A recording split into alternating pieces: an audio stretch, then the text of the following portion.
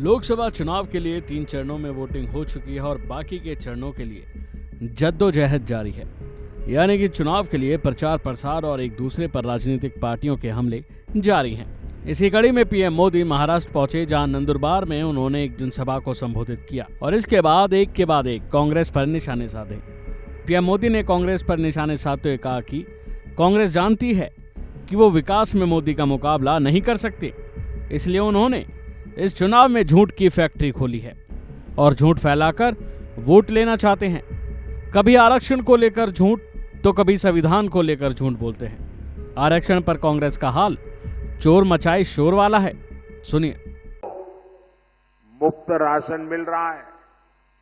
साथियों, कांग्रेस जानती है कि वो विकास में मोदी का मुकाबला कर ही नहीं सकते और इसलिए वो इस चुनाव में झूठ की फैक्ट्री खोल के बैठ गए हैं। झूठ फैलाकर वोट लेना चाहते हैं। कभी आरक्षण को लेकर झूठ, कभी संविधान को लेकर झूठ, और इन्होंने पूरा इकोसिस्टम ऐसी अफवाहें फैलाने के लिए 24 घंटे लगा के रखा है। साथियों, आरक्षण पर कांग्रेस का हाल चोर मचाए शोर, ये चोर मचाए शोर वाला है। धर्म के आधार पर आरक्षण बाबा साहब के सिद्धांतों के खिलाफ है, बाबा साहब की भावना के खिलाफ है। संविधान निर्माताओं ने जो संविधान बनाया। बता दें कि इससे पहले भी पीएम मोदी ने कांग्रेस पर निशाने साधे थे, जिसमें पीएम मोदी ने एक विशेष समुदाय का नाम लेकर बयान दिया था। इतना ही नहीं, बीते दिनों पीएम मोदी सैम पित्रोदा के बयान को लेकर भी काफी भड़कते हुए नजर आए थे। इस दौरान उन्होंने क्या कहा था, सुनिए। साथियों, मेरा सवाल है और आप तेलुगु में बोलने के बाद मुझे जवाब देना।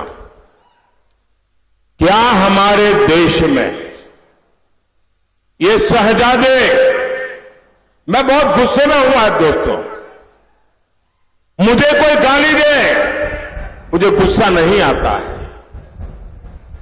मैं सहन कर लेता हूं, लेकिन आज शहजादे के फिलोसोफर ने इतनी बड़ी गाली दी है जिसने मुझ में गुस्सा भर दिया है।